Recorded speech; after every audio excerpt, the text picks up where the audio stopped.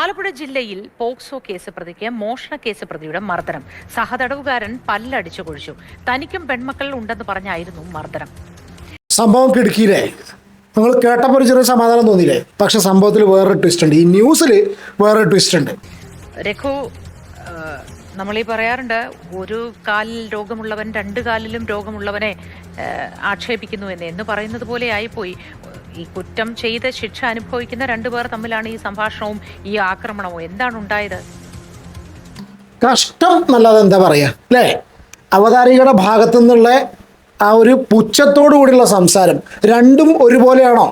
മോഷണം, ഒന്ന് മോഷണക്കുറ്റത്തിന് അകത്ത് കിടക്കുന്നവൻ, രണ്ടാമത്തെ വ്യക്തി ഈ അടി കൊണ്ട തന്തക്കിളവന് 85 വയസ്സാണ്.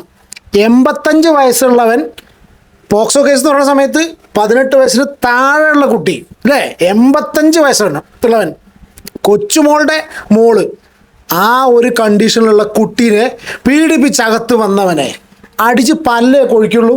എന്നിട്ട് അതിന് താരതമ്യം ചെയ്ത് നോക്കുക, രണ്ട് കാലിൽ മന്തുള്ളവൻ. എന്താണ് ഇവൾക്കൊക്കെ കൊടുക്കാനുള്ള മറുപടി?